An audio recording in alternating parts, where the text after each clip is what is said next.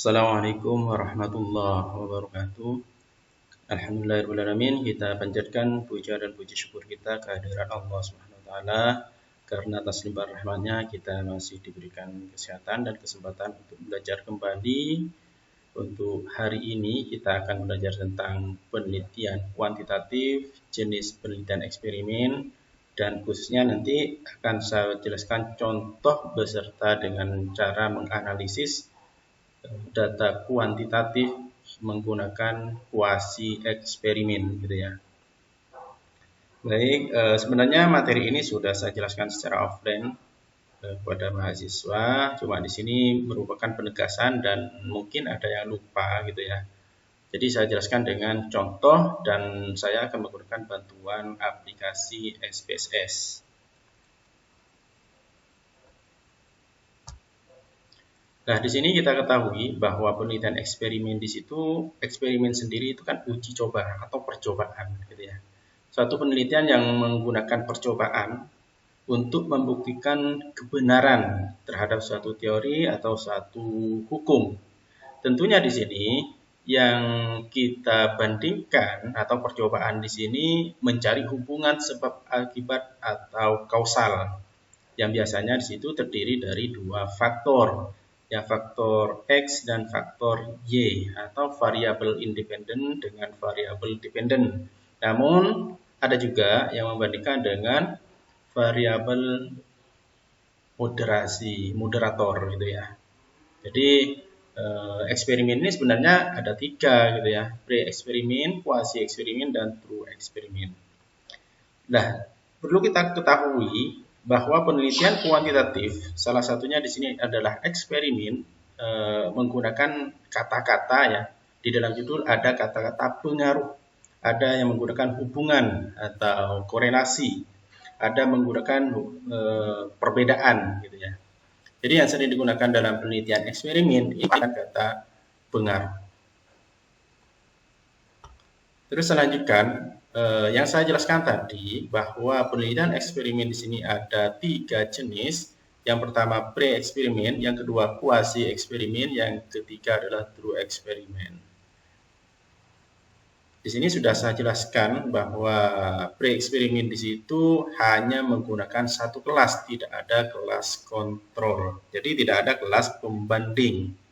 Tentunya di sini ketika kita menerapkan suatu treatment atau percobaan, maka dilakukan tes sebelum percobaan dan dilakukan tes setelah percobaan. Sebelum percobaan itu disebut dengan pre-test, setelah percobaan disebut dengan post-test. Tentunya di sini kalau kita lihat dari kekuatan kevalidan itu rendah gitu ya.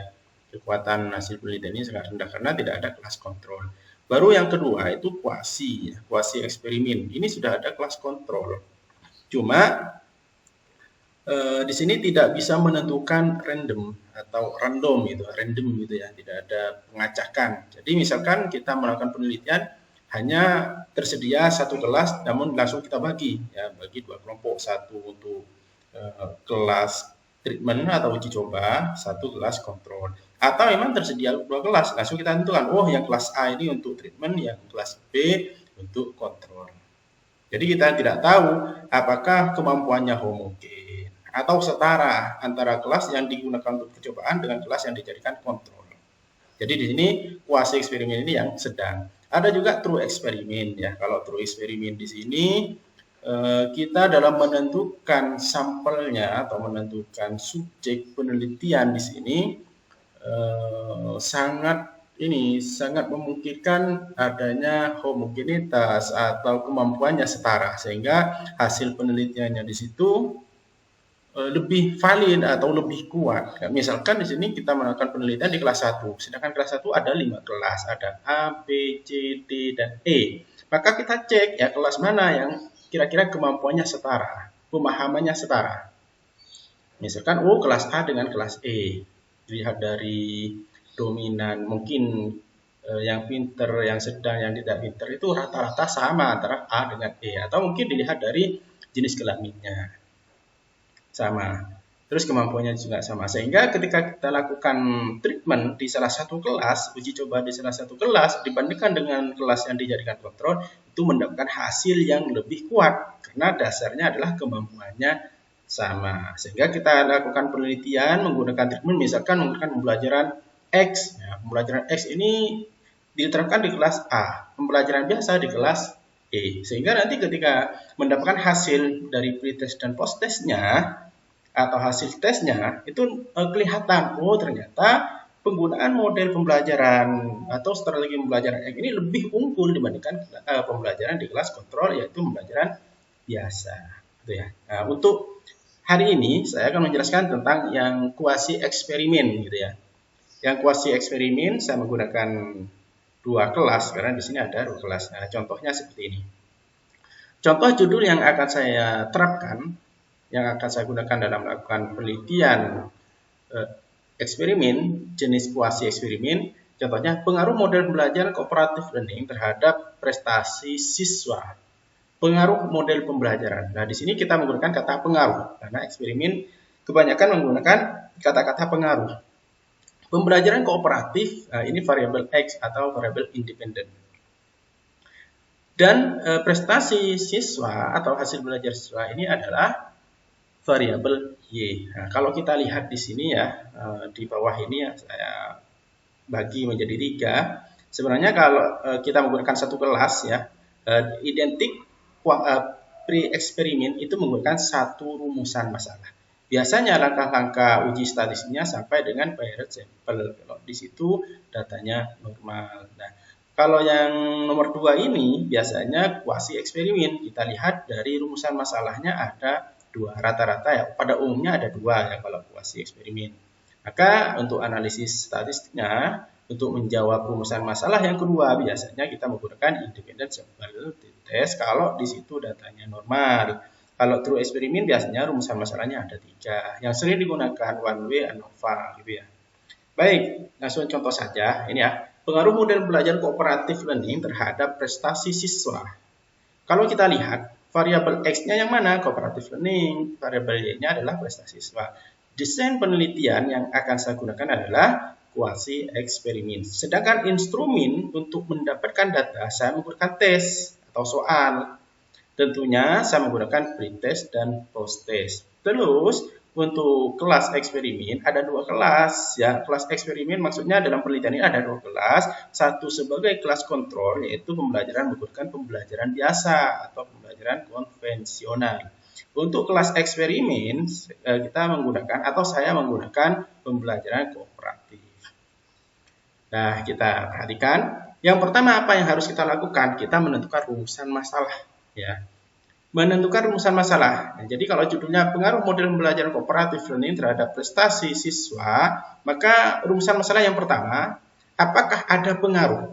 Nah, ini ya yang kita gunakan. Nah, kalau misalkan di sini cuma hanya satu rumusan masalah yang nomor 1 ini, berarti kita menggunakan pre-eksperimen. Tapi karena saya menggunakan 2 rumusan masalah, apakah ada perbedaan prestasi belajar siswa menggunakan model belajar kooperatif dengan pembelajaran biasa? Berarti rumusan masalahnya ada 2, berarti kita menggunakan kuasi eksperimen. Sehingga saya tulis di sini kuasi eksperimen. Untuk langkah-langkahnya di sini sebenarnya ada 5 sebenarnya ya langkah-langkahnya. Yang pertama, analisis secara deskriptif. Yang kedua, uji normalitas. Nah, ini yang dijadikan acuan nanti. Yang nomor 2, ketika kita mau melakukan uji nomor 3, 4, dan 6, 7 ya. Jadi kalau misalkan nomor 2 ini uji normalitasnya dinyatakan normal, maka nanti saya menggunakan uji Bayer's sampel test. Tapi kalau datanya tidak normal, kurvanya tidak normal, maka saya akan menggunakan uji Wilcoxon. Untuk nomor 5 ini sebenarnya istilahnya sunnah gitu ya, tambahan uji homogenitas ya. Ini untuk menentukan, untuk menjelaskan bahwa post-test yang saya gunakan untuk kelas pembelajaran kooperatif atau treatment, kelas treatment, dengan kelas pembelajaran konvensional, apakah sama atau tidak, atau homogen atau tidak, maka saya gunakan nomor 5. Sehingga ketika misalkan ada yang bertanya ya, oh iya nilainya untuk yang kelas A memang tinggi-tinggi. Kenapa? Nilainya mudah dibandingkan dengan kelas yang E misalkan. Nah, di sini untuk menjawab itu ya. Jadi uji homogenitas ini menjelaskan bahwa soal yang saya berikan baik di kelas treatment atau di kelas eksperimen maupun di kelas kontrol itu sama atau homogen. Gitu ya. Jadi memperkuat, oh ternyata soalnya sama tapi hasilnya berbeda. Gitu. Nah untuk yang nomor 6 dan 7 ini pilihan ya. Nomor 6 dan 7 ini sebenarnya pilihan. Kalau dasarnya dari mana? Dasarnya dari nomor 2 uji normalitas di sini. Ya, kalau normal berarti kita menggunakan uji independen simple t-test. Tapi kalau tidak normal maka uji Mann-Whitney jika datanya tidak normal. Nah di sini untuk menjawab rumusan masalah nomor 1, saya menggunakan uji yang nomor 34 ini ya, paired sample atau uji Wilcoxon. Untuk menjawab rumusan masalah yang kedua, nanti saya akan menggunakan uji independent sample atau uji Mann-Whitney gitu ya, 6 atau 7. Baik, langsung ke contoh. Di sini sudah saya siapkan data gitu ya. Saya sudah siapkan data tentang uji eksperimen yang akan saya gunakan. Di sini sudah saya siapkan nilai pretest dan posttest untuk kelas kontrol dan pretest serta posttest untuk kelas eksperimen. Nah, ini contohnya. Bisa Anda perhatikan. Di sini judulnya sama ya, seperti tadi. Baik, sebelum ini saya siapkan data ini. Jadi yang pertama kita ketahui judulnya apa? Judulnya seperti ini. Baru setelah itu kita tentukan langkah pertama rumusan masalah. Rumusan masalah berarti apakah ada, nah, tinggal kita copy paste data dari judul gitu ya. Nah, ini. Apakah ada pengaruh gitu ya. Jadi saya kasih warna hitam. Terus selanjutnya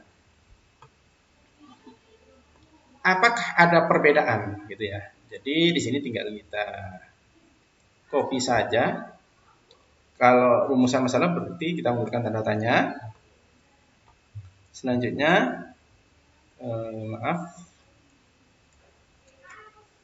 apakah ada perbedaan penggunaan model pembelajaran kooperatif. Ini saya kasih warna merah yang sebagai tanda saja gitu ya. Di sini apakah ada pengaruh? Di sini apakah ada perbedaan penggunaan media, penggunaan model pembelajaran kooperatif learning terhadap prestasi siswa dibandingkan, atau kita kata-katanya kita olah ya.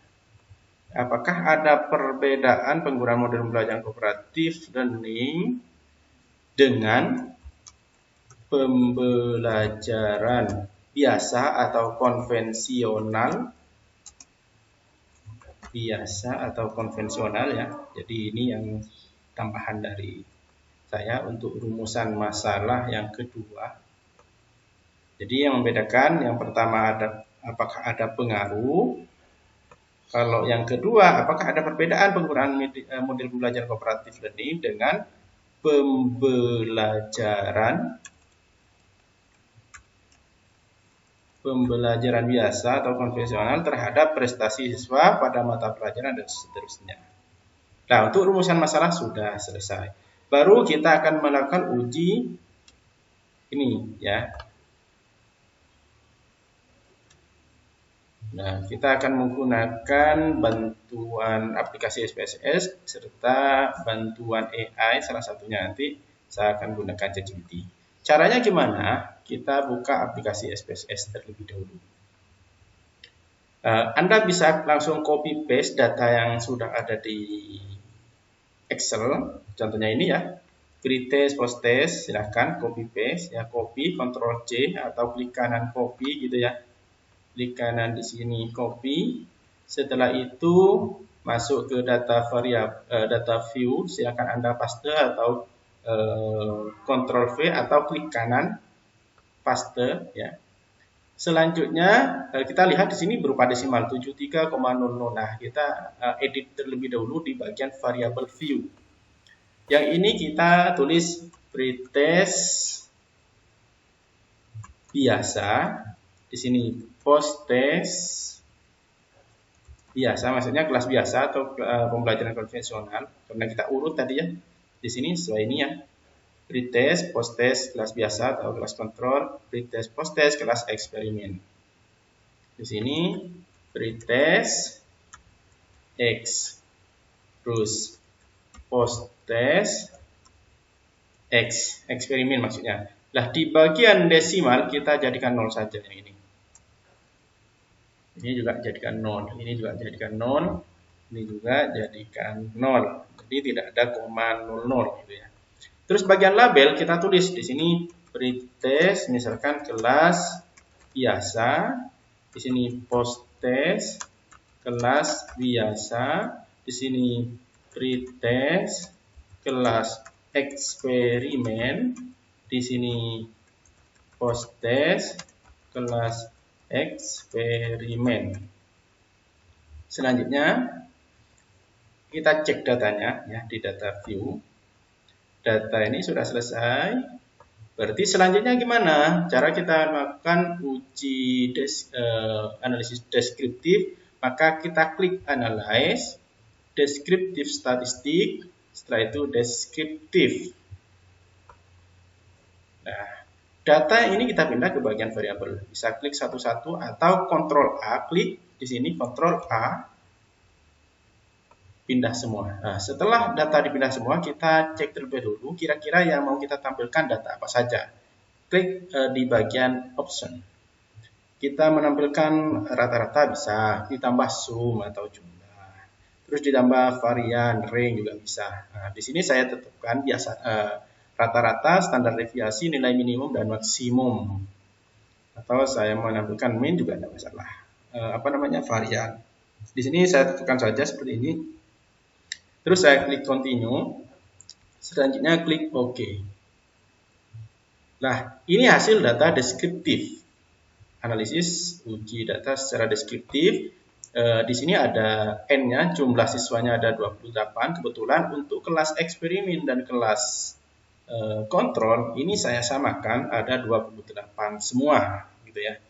Sehingga di bagian analisis tadi, ya, muncul nilai minimumnya berapa, maksimum berapa, untuk posttestnya, untuk pretest, untuk posttest dan sebagainya. Nah, di sini bisa kita copy terlebih dahulu ya.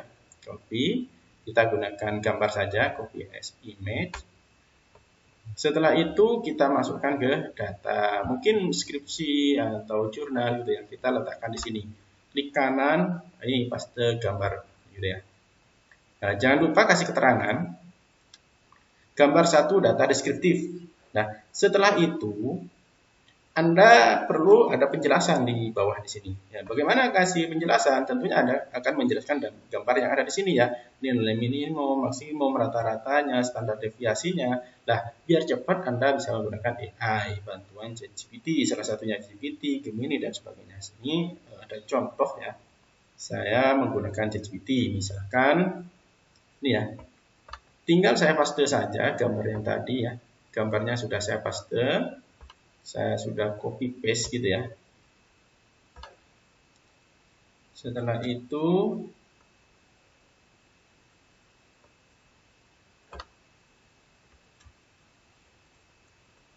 kita